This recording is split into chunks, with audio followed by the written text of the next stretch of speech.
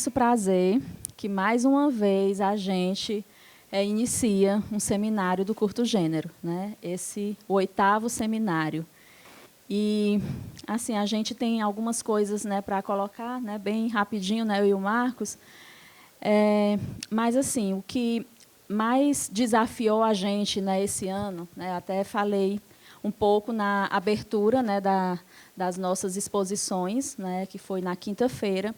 Né, falei um pouquinho, assim, a gente teve muitas dificuldades esse ano no que se refere aos recursos para executar o curto gênero. Né, a gente teve cortes federais, né, que até então a gente tinha apoio da Caixa Cultural, por exemplo, e por motivos óbvios, né, esse recurso foi cortado. E mesmo aqui no Estado, né, através da lei do mecenato estadual, né, da Secretaria de Cultura, né, e que nos possibilitou a captação de recursos, também teve uma redução significativa que até então nos impedia de realizar todas as atividades que a gente vinha realizando do curto gênero. Né?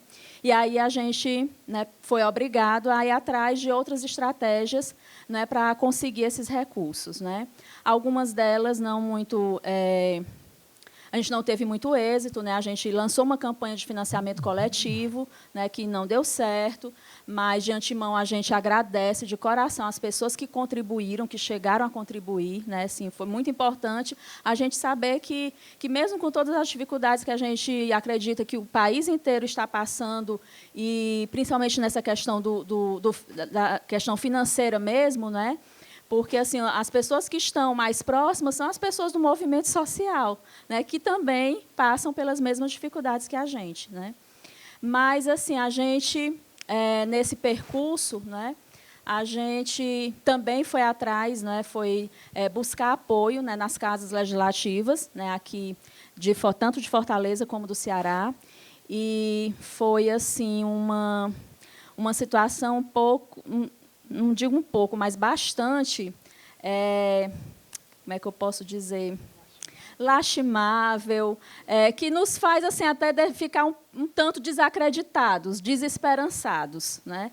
Porque as pessoas que a gente procurou, né, os parlamentares que a gente procurou, da nossa esquerda, né, realmente fizeram, como se diz, a egípcia, né, ouvido de mercador. Né? Apenas tivemos um retorno, né, de um único parlamentar. E, assim, gente, isso mostra que, mais uma vez, o curto gênero foi um grande desafio para nós. Né? Para nós que fazemos a fábrica, atualmente com 5 pessoas, uma equipe de 5 pessoas fixas, né? Mas que também só vão ficar, infelizmente, até o fim do projeto. Né? A gente não consegue mais manter uma equipe por muito tempo, né? Apenas durante os projetos. Mas, enfim, como eu falei também na abertura, a gente teve um alento muito grande, porque a gente pôde contar com muitas pessoas, né, que a gente nem imaginava contar. Né? Então, de antemão, eu quero agradecer a todas as parceiras e parceiros da fábrica, muitas pessoas que estão conduzindo as mesas, conduzindo os minicursos, conduzindo as apresentações de trabalho, as diversas atividades que estão fazendo de forma totalmente voluntária. Né? Então, o curto gênero, esse ano, teve esse diferencial muito grande das pessoas. As pessoas chegaram, né? Não foi o Estado, não foram os parlamentares, mas foram as pessoas do nosso campo que chegaram para construir, né, não só construir o curto gênero, mas para executar também. Né? Então, eu agradeço muito, porque, se não fossem essas pessoas, né, a gente não teria conseguido colocar até mais atividades, né, do que a gente vinha realizando. Né? Esse ano, a gente tem aproximadamente 10 livros, né, sendo lançados, né? 76 curtas, né, sendo exibido, né, nossa maior mostra nesses 8 anos, né, de curto gênero. Uma mostra audiovisual infantil também, com 4 sessões, né, lindíssimas, que está ocorrendo agora. Né? Eu vim de lá, fui fazer a acolhida das crianças e vim para cá. Então, temos feiras, temos as performances. Então, isso tudo para nós é muito gratificante. E a gente, não só gratidão mesmo, né, para todas as pessoas que contribuíram e que estão aqui com a gente hoje, no curto gênero. Então, sejam todas e todos muito bem-vindos.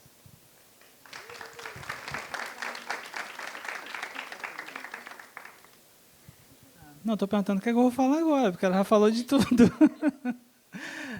Gente, então, assim, é isso. Eu acho que é uma coisa bastante relevante dizer que, por exemplo, no projeto original financiado pela Secretaria de Cultura do Estado do Ceará, através do mecenato, com apoio da Enel e outras...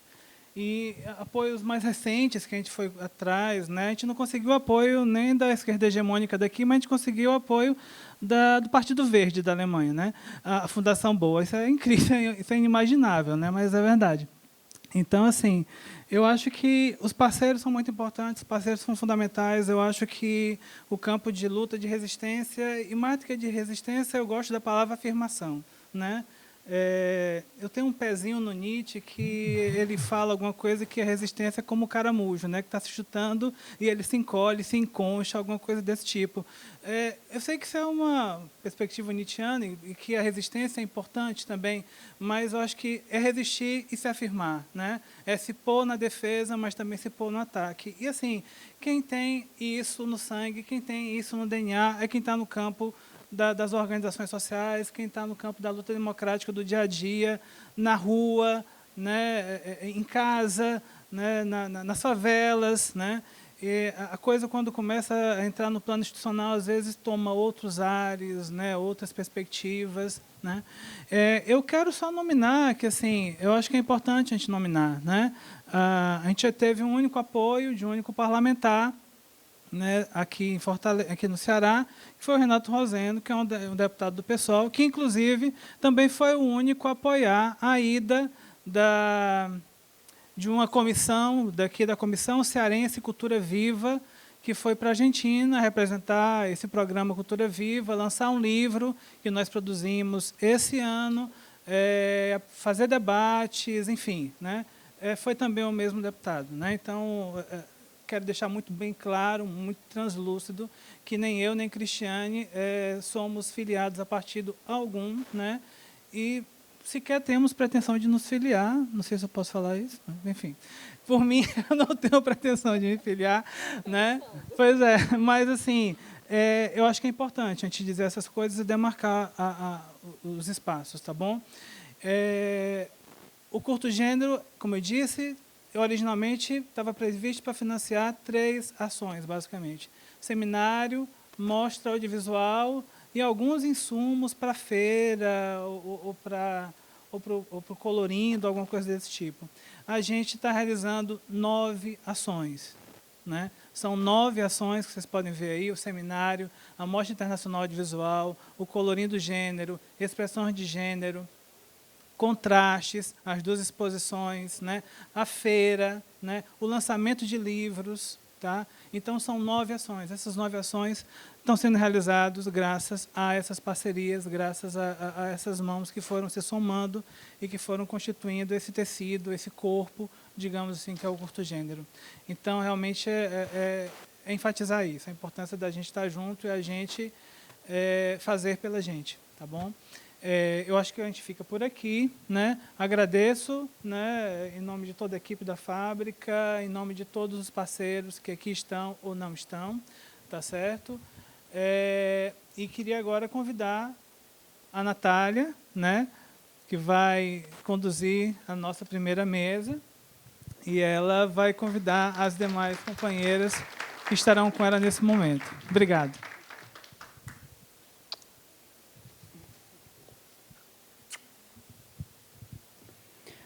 Bom, boa tarde a todas.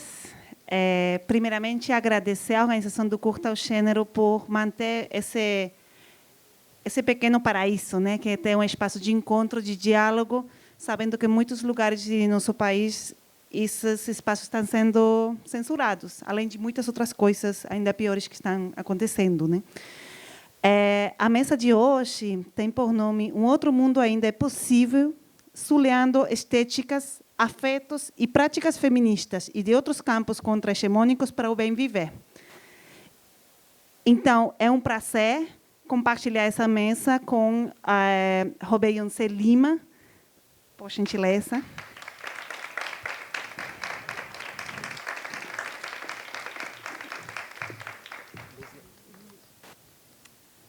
codeputada eleita pelo mandato coletiva Juntas do Pernambuco, bacharel em Direito pela UFPE, advogada trans do estado primeira advogada trans do estado de Pernambuco, militante LGBT, negra e feminista, membro da Comissão de Diversidade Sexual. É um prazer ter ela aqui.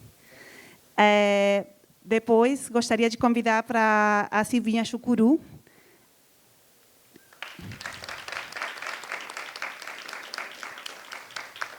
Integrante, ativista da coletiva de mulheres Chucuru de Ororubá, professora e militante do movimento indígena. Bem-vinda.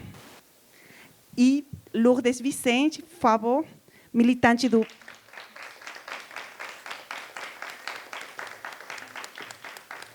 Militante do MCT, professora também do IFC Crateus, doutoranda em Educação Brasileira pela UFC e professora do IFC Crateus.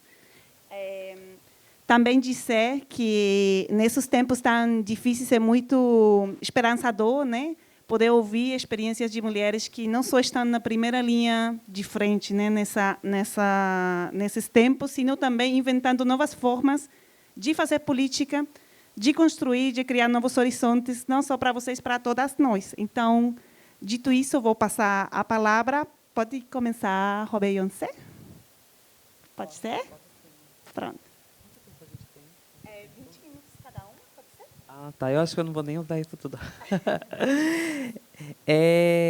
Boa tarde a todos os gêneros, né? Eu sou Robeyonce Lima, co-deputada estadual pela mandata das juntas, né? Estou aqui a convite da organização, achando o evento maravilhoso, adorando. Infelizmente, não vou poder ficar durante todas as atividades, né? Porque os serviços na Assembleia Legislativa, a política lá no estado de Pernambuco está me esperando para a gente tentar fazer um mundo melhor, né? Através do nosso mandato parlamentar, para a gente trazer novas possibilidades de futuro para a nossa gente.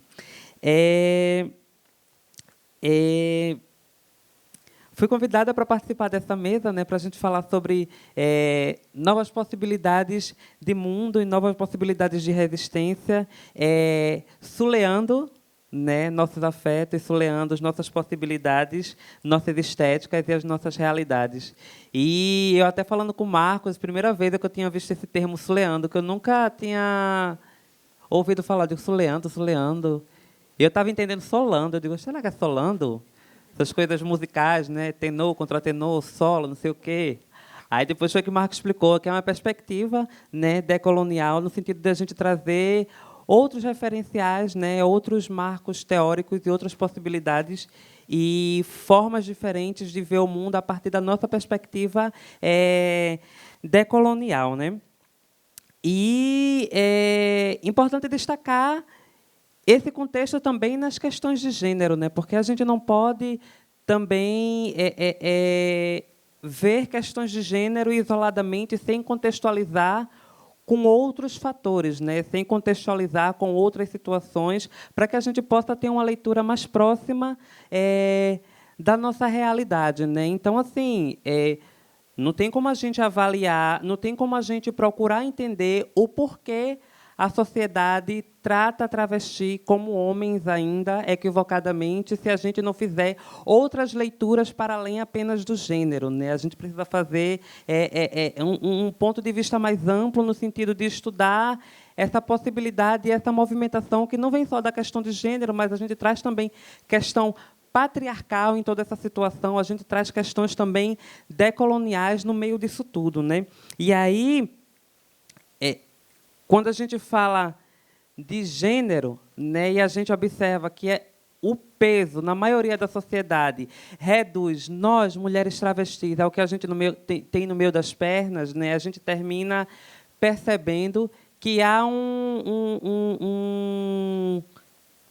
referenciamento biológico errôneo que reduz a gente àquilo que a gente tem no meio das pernas, né? A gente é definida de acordo com a genitália, mas é uma definição equivocada. E de onde vem essa definição, né? Tudo isso faz com que a nossa identidade, o nosso gênero, seja negado, né? E, muitas vezes, isso decorre também, inclusive, da própria desrespeito à nossa identidade, sabe? Muitas vezes, a nossa história de vida é negada, o nosso direito de viver, inclusive, é negado, sabe? Porque as pessoas não veem os corpos trans como corpos normais, né? Os corpos trans são vistos como algo anormal, ou seja, a gente foge do convencional, a gente foge desse convencional padrão. Mas aí é que está, né? A gente tem que chegar para a sociedade e dizer: não espere da gente o convencional. Não espere de nenhum corpo trans, não espere de nenhuma travesti e o convencional binário, porque a gente já está aqui para isso, né? A gente está aqui para desobedecer esse convencional, porque o convencional da gente, o convencional deles não é a gente, o corpo da gente é político, né? Para onde a gente chega, a gente leva a discussão de gênero, de raça, a gente leva a discussão de classe social também, onde quer que a gente vá, porque o corpo da gente fala, o corpo da gente passa alguma mensagem, mesmo sem a gente soltar nenhuma palavra da nossa boca, né? A gente pode protestar com os corpos. O corpo da gente marcando presença nos locais, de certa forma, traz o debate, provoca discussões e reações positivas, no sentido de trazer à tona essa discussão, né, que os governos federais, o governo federal tenta o tempo todo silenciar e censurar. Mas, para além disso, né, eu acho que tem outras situações convencionais que a gente poderia também questionar, né? Não só com relação a convencionamentos do mundo LGBT também, mas a gente pode questionar o convencional, por exemplo, em termos de luta de classe, ou a gente pode questionar o convencional em termos de feminismo, né? Porque a gente tem um feminismo que ficou padronizado, né? A gente tem um feminismo convencional, que é o feminismo que tem como referenciamento, né,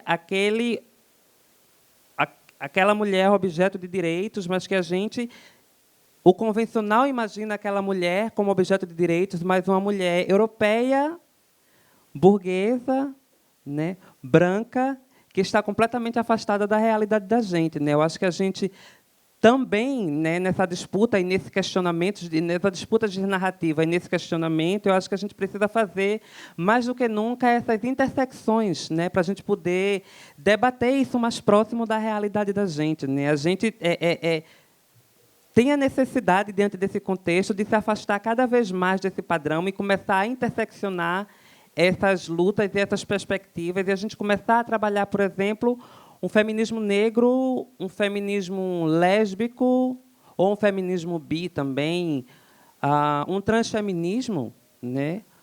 Um feminismo decolonial, para que a gente possa chegar, né, cada vez mais próxima da nossa realidade e poder estudar um pouco mais sobre isso e também repassar nossas ideias para fazer com que as pessoas que estão longe dessa temática se sintam mais próximas e mais interessadas em conhecer a nossa realidade, né? E, para além disso, também a gente não pode deixar de lado a perspectiva racial, né, que a gente vive numa sociedade que o fator racial é um fator determinante, né, dessa estrutura social que a gente tem, e a gente também não pode deixar de lado, a gente não pode deixar de discutir as questões de raças como estruturadora da desigualdade que a gente tem hoje em dia, né? Eu acho que no próprio contexto político mesmo que a gente tem hoje em dia, né, se a gente começar a questionar esse convencional dentro da política, né, como é que a gente, por exemplo, vai se sentir representada num Congresso Nacional em que 85% das cadeiras são homens, somente 15% são mulheres, desses 15%, somente 3% são mulheres negras. Então, convencionou-se que esse cenário representa a população brasileira, quando, na verdade, é justamente o contrário, né? A população brasileira é completamente o oposto disso. A população brasileira é predominantemente de mulheres e mulheres negras. E no Congresso Nacional a gente tem o oposto, predominantemente homens e homens brancos, sabe? Então, quando a gente traz esse questionamento, né, a gente começa a ver novas possibilidades de incidir para fazer uma modificação, uma mudança nessa história, né? A gente, quando tem parlamentares trans eleitas, deputada estadual, não só em Pernambuco, mas em São Paulo também, a gente, de certa forma, está trazendo esse questionamento desse convencional e está provocando uma certa mudança, né? A gente, dentro das assembleias, a gente, dentro de um contexto político majoritariamente branco, machista e LGBTfóbico, a gente leva esse debate, leva essas discussões para dentro dos ambientes parlamentares, porque são lá dentro que as pessoas decidem sobre as nossas vidas. É lá dentro desses ambientes parlamentares, inclusive, que se decide se a gente vive ou se a gente morre, sabe? Então, quando a gente mulheres feministas, negras, mulheres trans, chegam nesse espaço de tomada de decisão, quando a gente chega nesse espaço de poder, né, na perspectiva racial, por exemplo, a gente chega numa Assembleia Legislativa que tem mais de 180 anos de história, né, que foi levantada pelos nossos ancestrais escravizados. A gente chega nesse mesmo espaço, né, não para construir paredes, porque as paredes já foram construídas pelos nossos ancestrais escravizados. Mas a gente chega não para construir paredes, mas a gente chega para tomar um outro local, a gente chega para tomar um outro espaço, um espaço de tomada de decisão que sempre foi negado para a gente, um espaço de tomada de decisão que a gente deveria estar lá desde sempre, a gente nunca esteve, e estamos agora, sabe? Então, eu acho que isso também é um começo de uma reviravolta, talvez um marco pontual no sentido de provocação de novas mudanças, de trazer novas possibilidades, né? Mostrar para as pessoas que outra forma é possível, fazer diferente é possível. Claro que haverá dificuldades e situações complicadas e complexas, mas assim, a gente não pode impedir, a gente não pode deixar que essas dificuldades ceifem um sonho da gente de fazer algo melhor, né?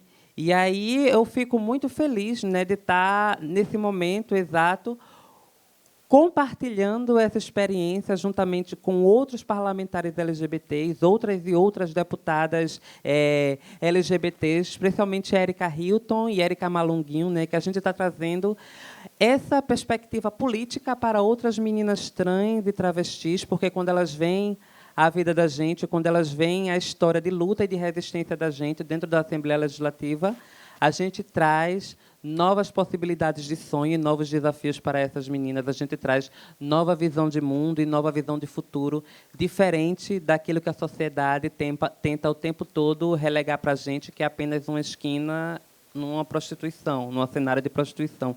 Então, quando a gente está, né, nesse espaço parlamentar, quando a gente está, né, lutando dentro da Assembleia Legislativa pelo direito nosso de viver, inclusive, que está sendo retirado, a gente está trazendo para a população LGBT, a gente está trazendo para as mulheres negras outras possibilidades de mundo e de futuro para que a gente tenha uma vida melhor, todas nós.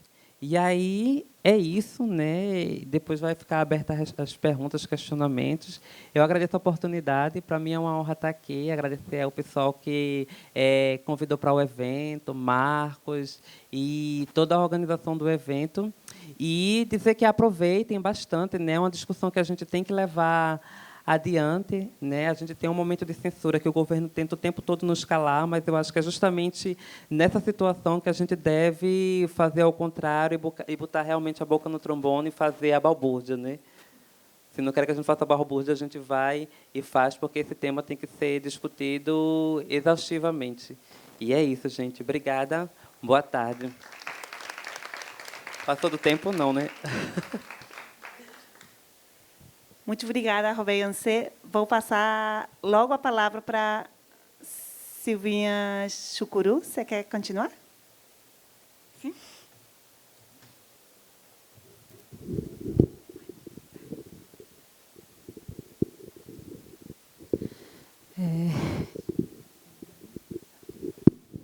Boa tarde a todas e todos.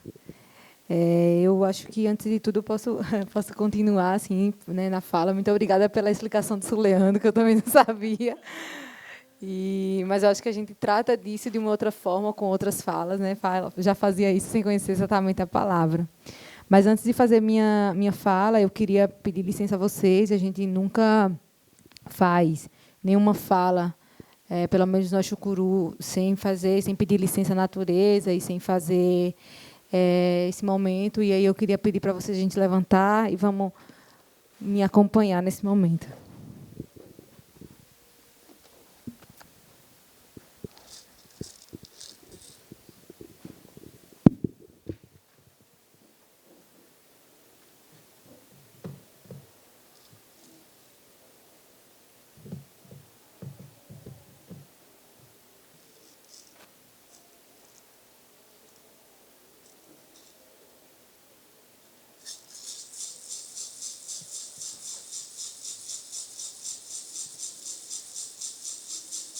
Pedir a licença dos mestres reis do Urubá, a licença do cacique encantado da terra do Urubá, a licença dos pajés encantados e dos nossos mestres religiosos. Pedir a força do mestre rei do Urubá, a força da rainha da floresta, a força dos instantes de luz. Mandai tua força da terra e do ar, mandai tua força da terra e do ar, das águas e das matas do Urubá, das águas e das matas do Urubá.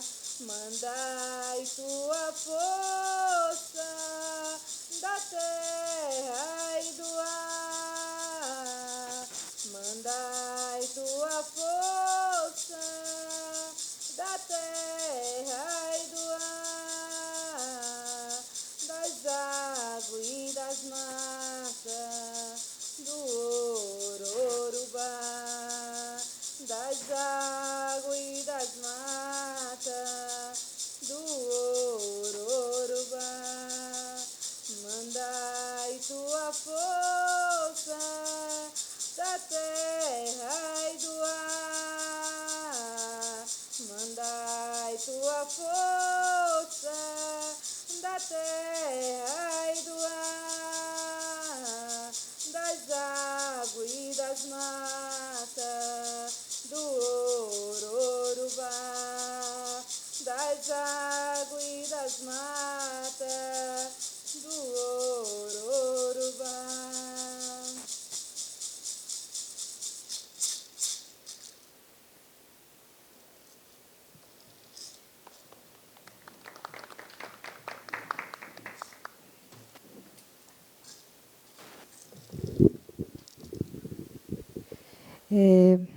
Eu acho que, quando a gente se reporta ao tema, mesmo não entendendo exatamente a palavra, e a gente desconhece algumas vezes, mas eu acho que está no nosso dia a dia, a gente tem feito isso dentro do povo Xucuru. E aí eu queria me apresentar, né? Eu me chamo Silvinha, sou do povo Xucuru do Ororubá, é um povo indígena que vive no município de Pesqueira, Pernambuco. Né? Nós somos uma população de quase 12 mil indígenas, divididos em 27.555 hectares de terra. Né? Vivemos sob uma gestão de um cacique, um conselho de 24 lideranças e algumas organizações internas, né? Um conselho de educação, um conselho de saúde, e Apoio Alimolago, que é uma organização de juventude, e o coletivo de mulheres indígenas Xucuru, o qual eu estou aqui hoje representando. Né? Dentro do meu povo, eu também sou coordenadora das escolas, e a gente acaba perpassando por essas instâncias de organização. Temos uma associação também, uma associação Xucuru, né, onde a gente consegue alguns projetos via Estado ou via outros espaços, né, burocraticamente, desde 92. É uma associação que foi fundada pelo cacique Chicão também, um dos caciques mais atuantes que nós tivemos dentro do território. Né, foi o cacique que fez o levante na década de 80 do território, rodou esse território junto com sua esposa, Dona Zenilda, e fez esse chamamento das mulheres também para participar junto com ele dessa luta. E aí eu também sou fruto dessa referência, sou fruto de Dona Zenilda. Desde o começo, desde os primeiros momentos que eu comecei a participar do movimento como mulher indígena, foi através dessa referência de Dona Zenilda. E aí, quando a gente pensa assim, é possível, né, um mundo melhor, o tema nos fala isso com toda firmeza, né? Ele não questiona, ele diz a gente que é possível.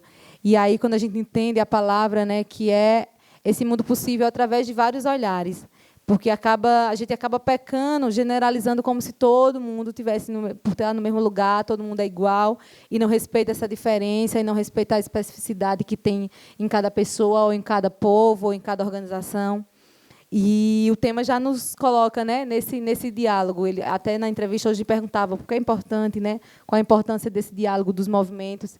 E nós, povos indígenas, trazemos isso, não só como mulher indígena, mas como povo indígena. A gente não trata exatamente do feminismo, mas do olhar da mulher sobre essa luta. A maioria da nossa vida, e desde que a gente cresceu e vive na nossa terra, é em prol de uma comunidade, é em prol de um povo.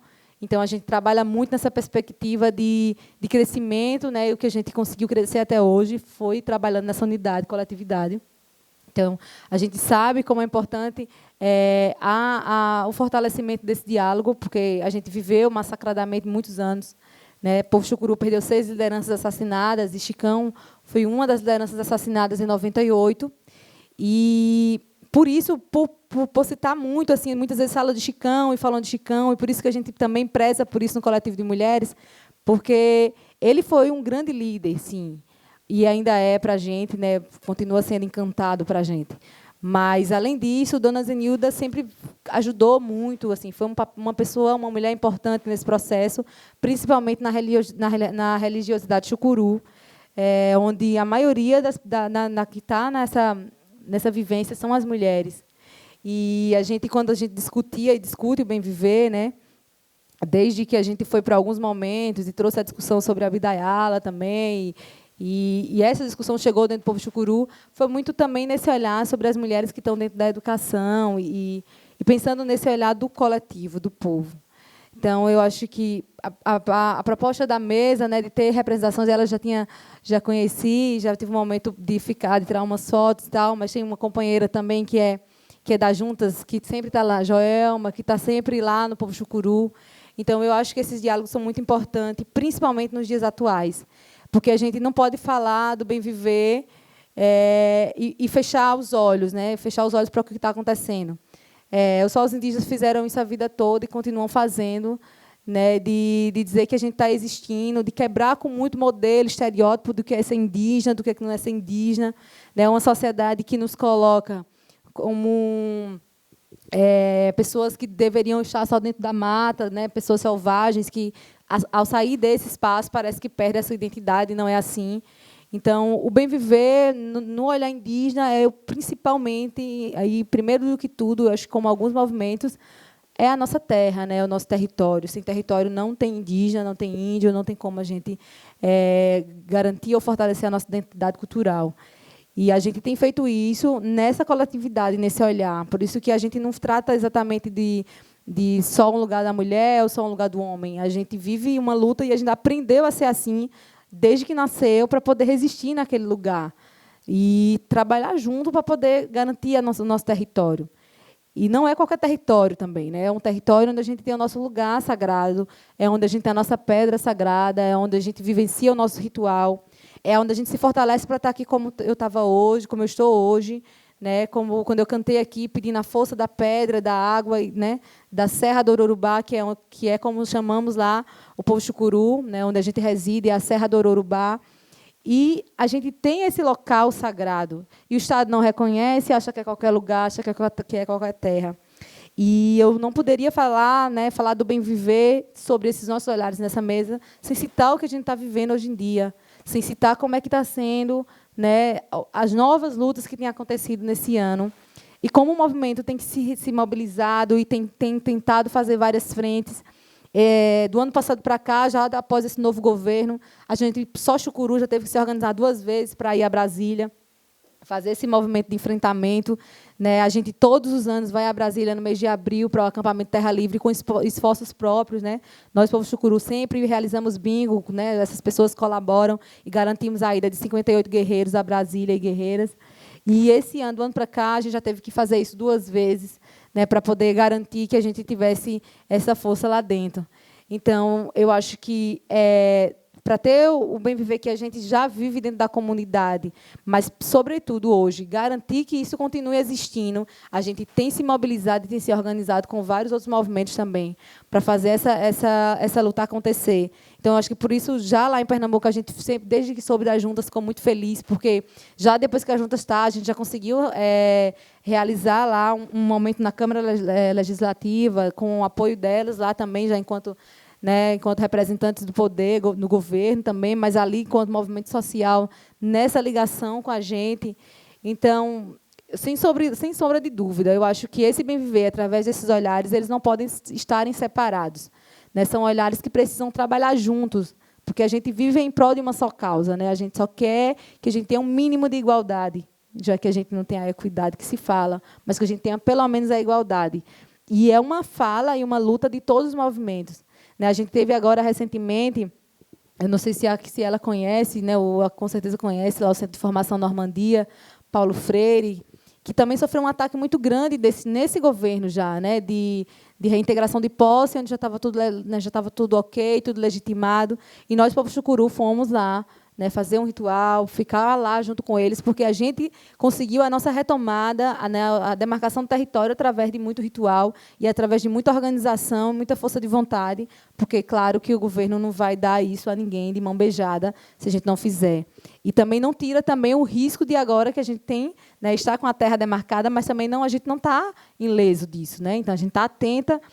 Mas, além de atenta, a gente também, por esse olhar de muita união, assim, de unidade, a gente continua sentindo o que está acontecendo em outros povos, né? Não é porque a gente está lá e está bem, né? Pelo menos teoricamente, né? Tá conseguindo construir, mas a gente vê e está vendo por aí o que está acontecendo, como aconteceu agora, acho que todo mundo viu, né? O assassinato de Paulo Paulino, um Guajajara, que é um guardião. E eu me perguntava ontem, quando eu estava até lendo a mesa, e eu pensando nesse bem-viver, né, pensando, né, um bem-viver que deveria ser garantido pela Constituição brasileira. E a gente vê lá no seu artigo 231 que a Constituição brasileira garante aos povos indígenas a proteção ao seu território. E aí Paulino foi assassinado fazendo a proteção que o Estado deveria fazer. E aí, após a morte dele, o Estado coloca um monte de gente lá na Polícia Federal que é para fazer essa segurança. Que segurança, né? Depois que a pessoa foi assassinada, depois que o povo perdeu aquele indígena. E aí a gente está num momento de embate, né? Em todo momento atento. Agora a gente está com 8 lideranças indígenas fazendo uma jornada de 30 dias pela Europa, né, que está com o tema Nenhuma Gota de Sangue a Mais, e falando exatamente, denunciando em toda a Europa o que está acontecendo nesse país. Porque, quando a gente vai lá fora, você começa a enxergar o que às vezes, o Brasil desenha lá fora, qual é o trato que tem com essas populações. E eu tive a oportunidade de participar de uma formação que, graças a Deus, a História do Povo Chucuru acabou me levando a estar em espaços como esse, que eu estou agora, que foi uma vivência de 12 dias no Chile, com 30 mulheres da América Latina, e a ONU falava de algumas coisas que o Brasil realizava com a gente. E aí, quando eles falaram, eu disse, não, isso não acontece no Brasil. Né? Pelo contrário, a gente é perseguida, a gente é assassinado. A demarcação de terra ela acontece porque os povos indígenas se organizam para fazer, como em outros movimentos também, se organizam para ter o seu espaço. Então, se não fosse isso, com certeza, a gente não estaria nem como a gente está aqui hoje. Então, eu acho que eu precisava a gente tentar enxergar mais ainda como é que está sendo isso e parar de estereotipar, né, que índio não vai...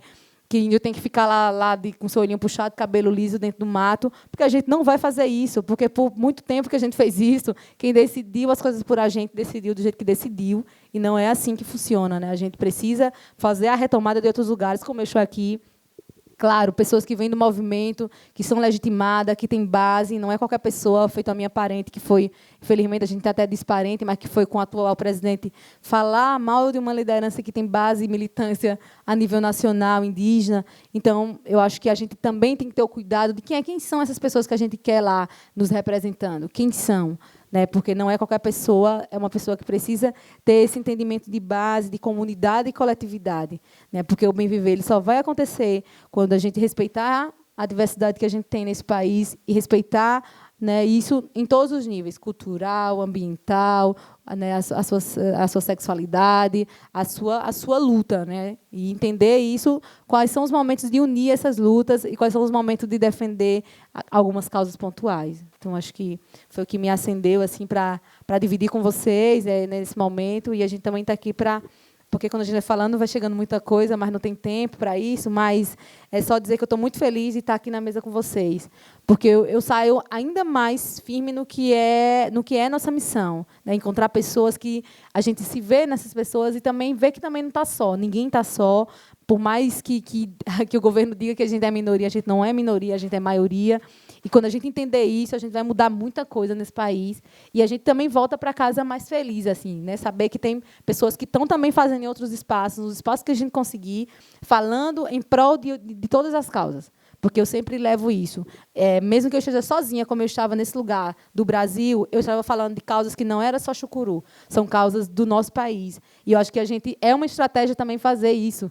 Né, onde a gente conseguir chegar, levar as bandeiras que a gente conseguir levar, a gente já vai estar ajudando muito, né? E fazer a nossa parte para que algumas coisas mudem e a gente volte mais fortalecido.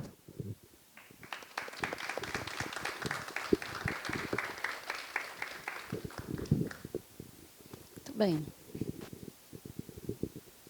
Boa tarde a todas e todos que estão aqui. Eu sou a Lourdes, como fui apresentada. Nós aqui no Ceará temos 30 anos do MST. Eu já faço parte há 25 anos da luta do MST. E quando me apresentaram, às vezes me soa estranho, assim, porque recentemente eu realmente sou professora do Instituto Federal, lá em Crateús, mas me soa estranho dizer ela é professora, porque eu queria começar me apresentando.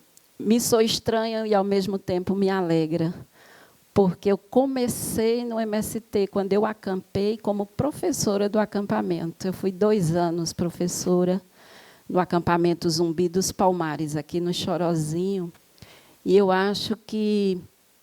Primeiro, assim, eu queria dizer que eu achei o tema da mesa lindo. Será que nós vamos fazer jus a esse tema, né? E só a nossa própria história que pode fazer jus a esse tema.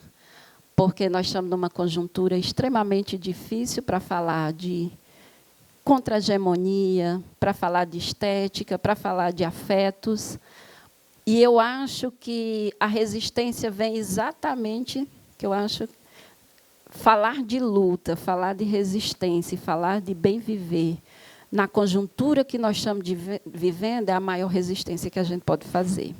Então, eu acho que esse espaço ele é a expressão do que a mesa se propôs, da gente se juntar, da gente escutar, da gente conversar, e da gente fazer... Quando eu recebi o convite... A gente estava preparando no MST o nosso encontro nacional das mulheres do MST, em Brasília. Ia ser agora, né, na próxima semana. E a gente teve a difícil tarefa de adiar o encontro, e todo mundo sabe pelas conjunturas. E nós estávamos vivendo um processo tão bonito de construção da nossa luta na base com as mulheres, que eu me animei a vir para essa mesa para contar um pouco dessa história. Porque é o que está nos movendo, assim, o que nos move nesse momento de retrocesso é a gente olhar para a nossa trajetória até aqui como mulheres, olhar como camponesas, olhar como sem terra, como indígena, como todas nós que aqui estamos, para a gente não se perder o rumo que a gente quer ir, assim, pensando nas tantas mulheres que antes de nós, né, nos antecederam, Eu preparei um slide e eu trouxe 2 imagens para começar a minha fala sobre essa mesa, a partir do olhar nosso, né, como mulheres do MST. A primeira foto que eu trouxe foi da última ação que nós fizemos no 8 de março, que nós ocupamos a fazenda do João de Deus, e o nosso grande tema era Reforma Agrária por Todas Nós. E nós fizemos uma homenagem a Marielle, ao ocupar a fazenda João de Deus, porque nós dissemos, nós vamos ocupar um latifúndio que o explora, nós vamos meter o dedo na ferida do patriarcado, desses homens que se sentem donos, né, do poder das mulheres, mas nós vamos, acima de tudo, falar que Marielle não morreu em vão, que enquanto nós tivermos coragem, enquanto nós tivermos força, Marielle estará presente nas nossas lutas. Então, eu queria começar a imagem, inclusive, podia até ter vindo com a blusa do MST, mas eu vim com uma blusa da Marielle, porque, quando a gente traz a bandeira da reforma agrária, a gente carrega essa mística de que a reforma agrária é uma luta de todos e de todas. E, aonde tem luta, nós devemos estar presentes, né? Então, eu queria ter mostrado essa foto da ação, porque ela é muito simbólica para nós. Assim como eu queria ter trazido a foto, e muitas de vocês já devem conhecer, de uma grande liderança nossa, que deu início, plantou a semente, que hoje, que é o que eu vou falar para vocês, de feminismo camponês, que se chama Roseli Nunes, que foi assassinada em 86, e foi a primeira mulher que foi acampar grávida e teve o primeiro filho num acampamento de Sem Terra, no Rio Grande do Sul, o Cepete Araju, que hoje é médico formado em Cuba, aí entra a solidariedade internacional, e a Roseli foi brutalmente assassinada numa mobilização do MST, né? Um trator da polícia passou por cima, matou 3 pessoas, dentre elas a Roseli, que era uma liderança no acampamento, e que deu coragem a muitas de nós, na década de 80, de fazer um processo que a gente chama assim, de romper com uma dupla invisibilização, que é ser mulher e ser camponesa. Essa é uma carga que pesa muito para nós, nas nossas análises, desde o acampamento, quando eu entrei, né, eu acampei em 94, nos pesa, assim, porque, historicamente, essa negação do campesinato ela é muito forte. E das mulheres, então, assim, a gente sempre...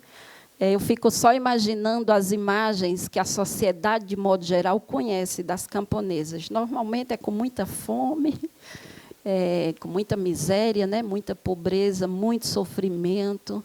E a gente, pouco, né, historicamente falando, tem se debruçado, a gente, que eu digo, a própria esquerda, se debruçado sobre esse sujeito político, que é o campesinato, de modo geral, seja como classe social, como sujeito político, como modo de vida, como sistema de produção e tantas outras formas, né, que se tem, mas, sobretudo, as mulheres no campo, no campesinato, na cultura camponesa, né?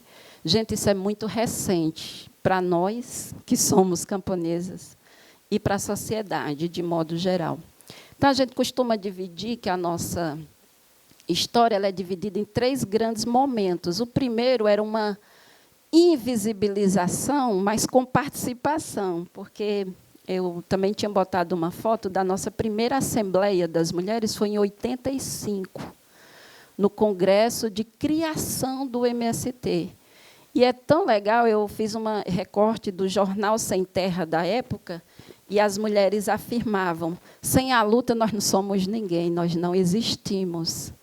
E eu queria trazer essa afirmação para esse primeiro momento, porque as mulheres estavam presentes nos acampamentos, nos assentamentos, nos sindicatos, nas pastorais sociais, na década de 80, mas a gente só está reconhecendo isso há pouco tempo, assim, está buscando essa história há pouco tempo. Depois, a década de 90 para nós, e é aí que eu me insiro, né, nesse processo, depois do acampamento, eu fui do setor de gênero do movimento e participei de toda a criação das linhas políticas e dos embates políticos para a afirmação das mulheres dentro do MST, o que não era uma tarefa fácil.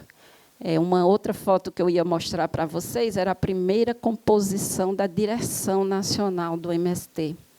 Eram 32 pessoas, apenas uma mulher, e era da Bahia. E ela falava de uma... Obviamente, como ela, na época, era a única mulher dirigente do MST, ela foi muito procurada pela imprensa, era o congresso de criação do movimento. E ela dizia, não, mas eu não estou só, eu sou um coletivo. Olha, essa fala, até hoje, ela é muito forte para nós, porque ela estava no meio, você imagine, o que era uma mulher fazer política na década de 80, finais dos anos 70, começo dos anos 80, fazer política, ser da direção de um movimento que já nascia nacional, e ela estando só, né, como mulher. E ela dizia, não, eu não estou só, eu faço parte de um coletivo, eu estou aqui representando as diversas mulheres que estão nos acampamentos e assentamentos. Eu sei que, como tenho pouco tempo, a gente viveu um segundo momento que a gente chama de um processo de participação das mulheres, que até o período que a gente canta aquela música, certamente a maioria de vocês sabem, né, para mudar a sociedade do jeito que a gente quer, participando sem medo de ser mulher. É uma música do MST que nós, mulheres, criamos, e às vezes a gente canta e não presta atenção na luta, né? E a gente, de que medos nós falamos, quando participando sem medo de ser mulher. A década de 90, minha gente, foi um processo extremamente importante para nós, porque nós avançamos em duas grandes frentes como mulheres, que foi mudar a estrutura de representação do MST, a estrutura política mesmo, e falando em espaços de decisão, onde as mulheres deviam estar, o que elas deviam estar fazendo, e criar as condições efetivas para isso, porque não bastava só tomar adesão política, era necessário criar as condições. E eu quero partilhar com vocês de que, para nós, foi extremamente importante nós termos inventado, do ponto de vista de invenção, uma coisa chamada, para nós hoje, ciranda infantil. A gente ia fazer o trabalho de base, as mulheres diziam, nós não temos com quem deixar as crianças pequenas, a gente amamenta, né? Tem os animais, tem os bichos, tem a casa, o quintal. E a gente dizia, não, mas isso não pode ser impedimento. E, num primeiro momento, foi uma atitude das mulheres que estavam nas instâncias, dizer, nós vamos, na época a gente chamou de creche. Aí, quando a gente começou a estudar o que era creche, não queremos isso para nós, não. Aí já tinha contato com Cuba tinha os círculos infantis. Aí o nome já representa um pouco. Aí, porque a gente avançou no debate, o primeiro momento realmente foi para que as mulheres participassem, e realmente aumentou em muito o número de mulheres indo para as ações de enfrentamento com as cirandas infantis e para as ações de formação política, porque elas tinham, abre aspas, aonde deixar as crianças. Mas a gente avançou a tal ponto que hoje o setor de educação assume a ciranda infantil e diz, não, é o lugar da criança ser sem terra, é o lugar dela, de direito. Então, uma necessidade das mulheres passou a ser uma ação educativa de reconhecer as crianças como um sujeito político, né? Assim, para falar desse avanço.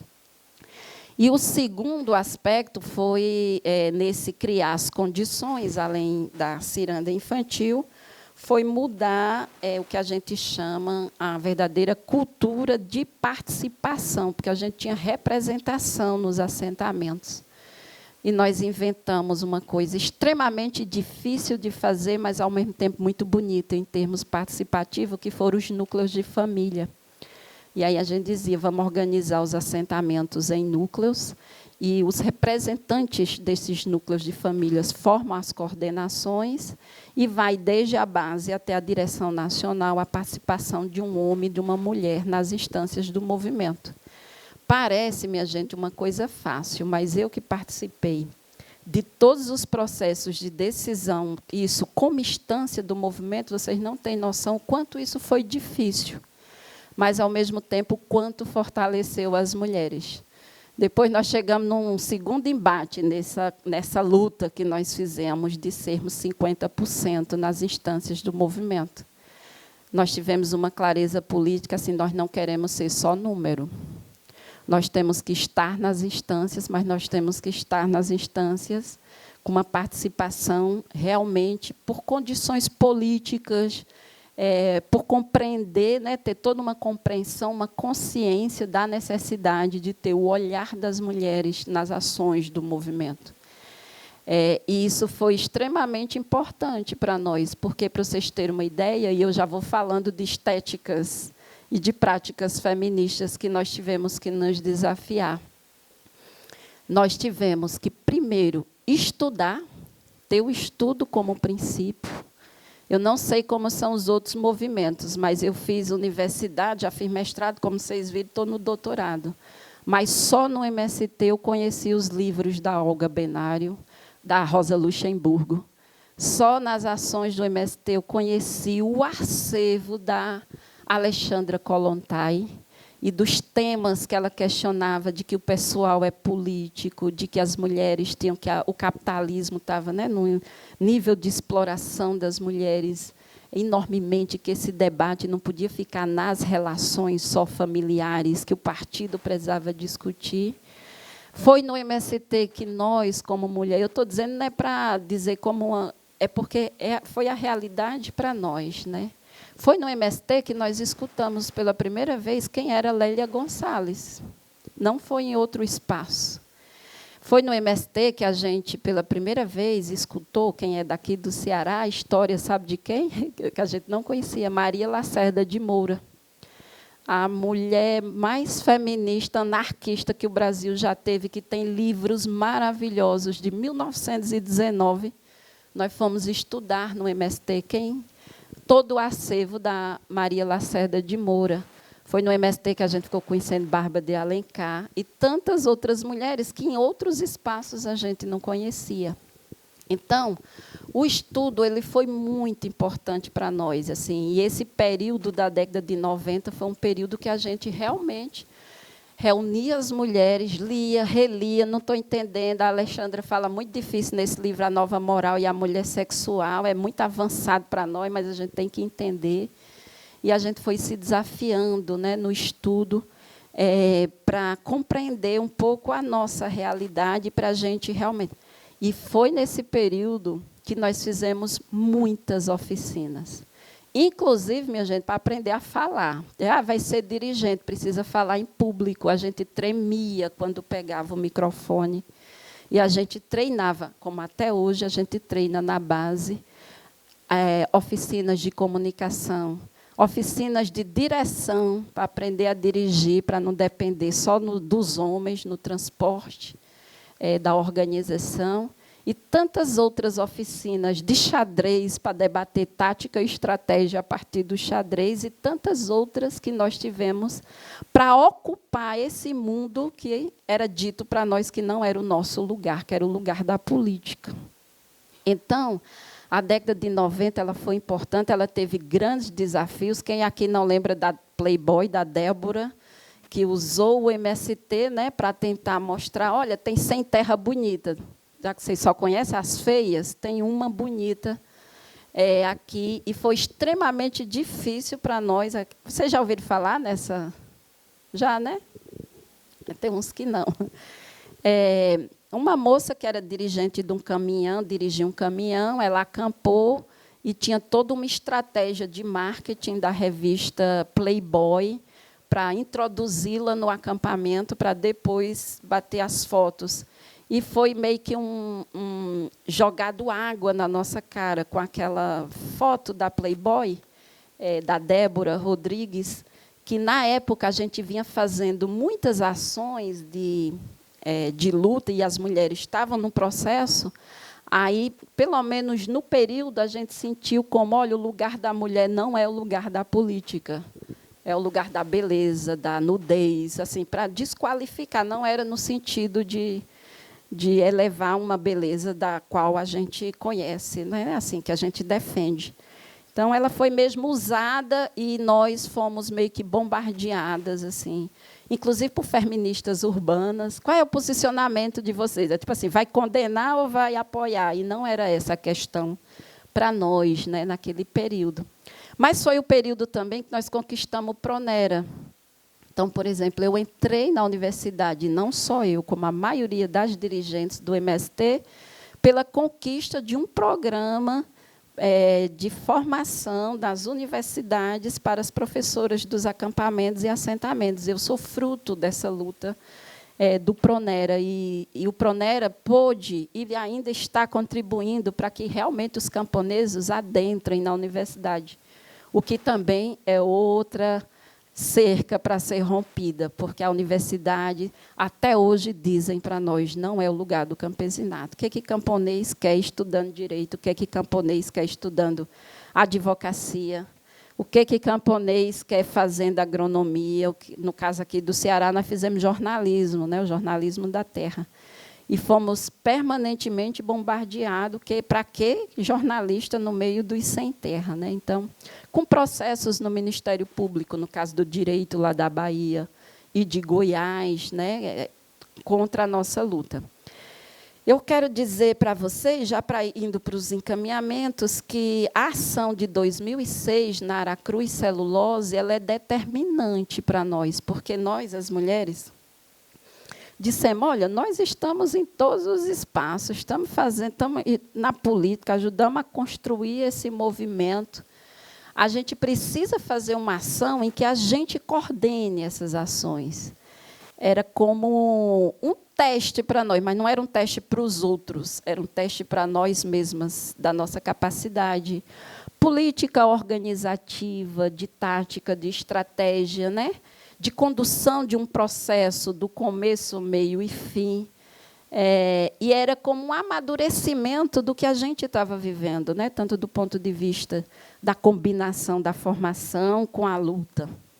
E nós, junto com as mulheres camponesas do Sul, fizemos a ação da Aracruz Celulose. E a Aracruz mudou totalmente a nossa visão em relação à luta pela terra e pela reforma agrária e a participação das mulheres nesse processo. Exatamente porque a gente conseguiu fazer a ação, e os policiais disseram isso em depoimento, porque subestimaram a nossa capacidade. Eram 20 ônibus, a gente achou que elas iam receber rosas lá em Porto Alegre, porque era o 8 de março. Então, essa ideia de subestimar a capacidade das mulheres, né?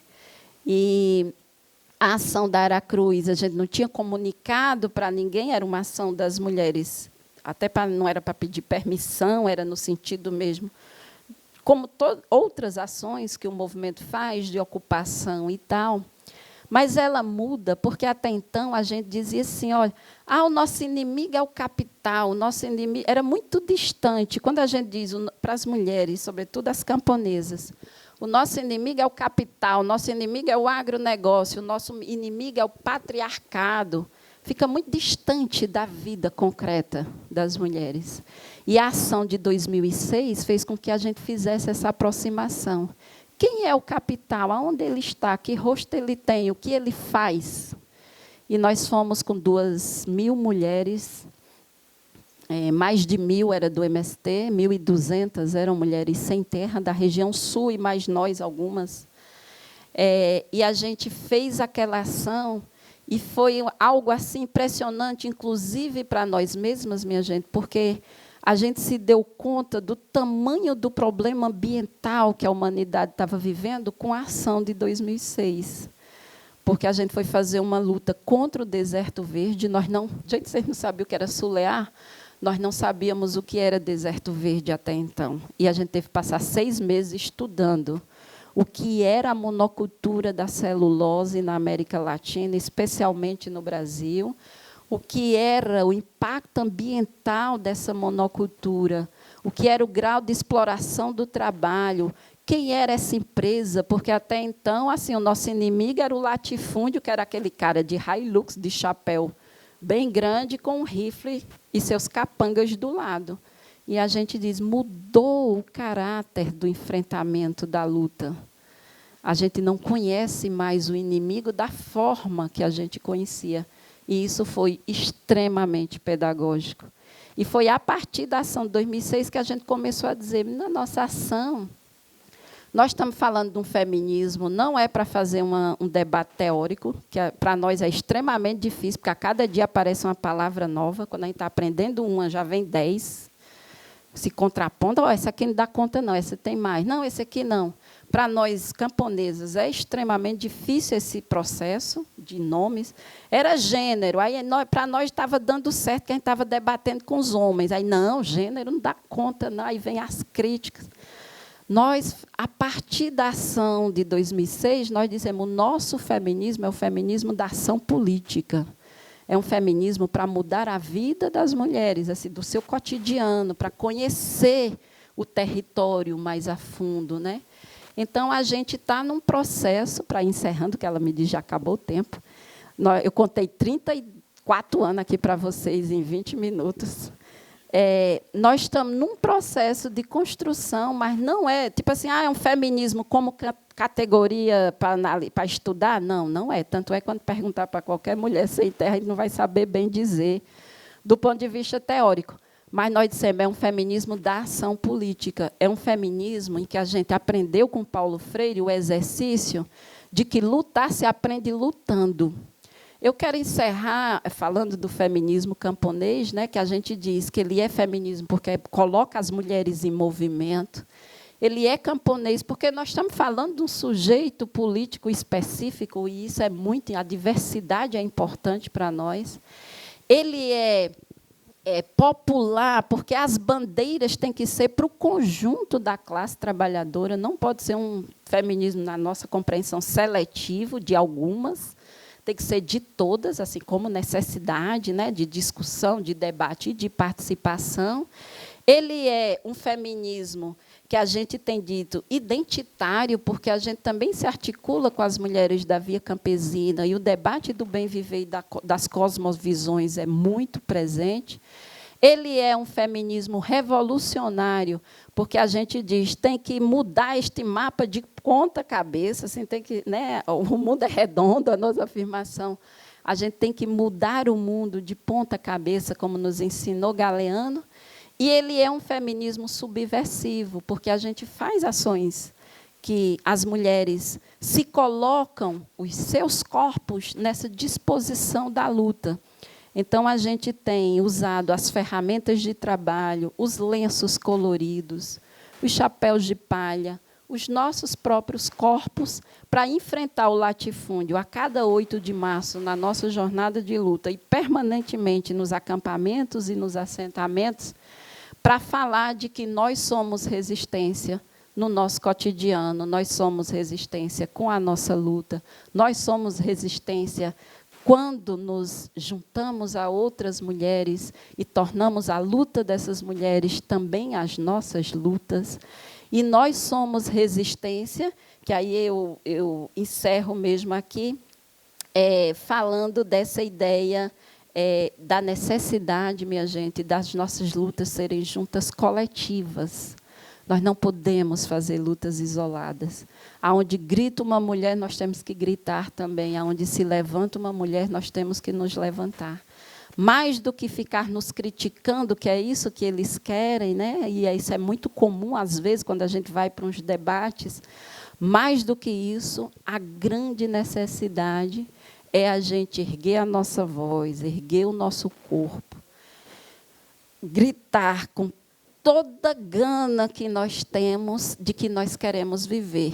E é sobre isso que o nosso encontro nacional vai falar em Brasília, em março de 2020. E a gente convida todas vocês para dizer mulheres em luta, semeando resistência. Eu queria encerrar convidando todas nós e todos a gritarmos: mulheres em luta, semeando resistência. Mulheres em luta, semeando resistência. Mulheres em luta. Muito obrigada. Desculpa pelo tempo.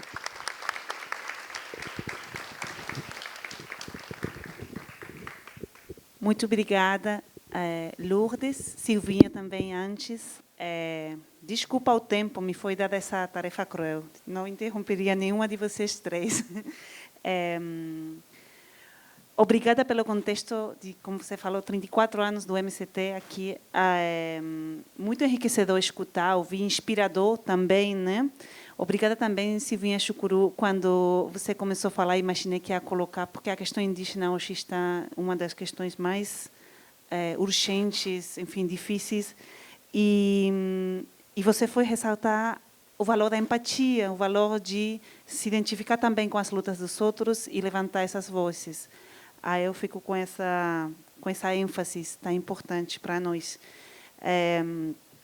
E também queria, pensando, né, como diz a Nilma Lino Gomes, o movimento negro educador, mas aqui os movimentos educadores, né, porque é o MCT quem nos ensina todos os dias que esse modelo de desenvolvimento não dá, que esse latifúndio não dá para nós alimentar, não dá para dar continuidade à nossa vida. E o movimento indígena que está, ao meu ver, também na frente, dizendo não só que não dá, sino que é efetivamente um terricídio, que estamos assassinando o nosso meio ambiente e que temos que repensar desde zero como vamos habitar nessa terra.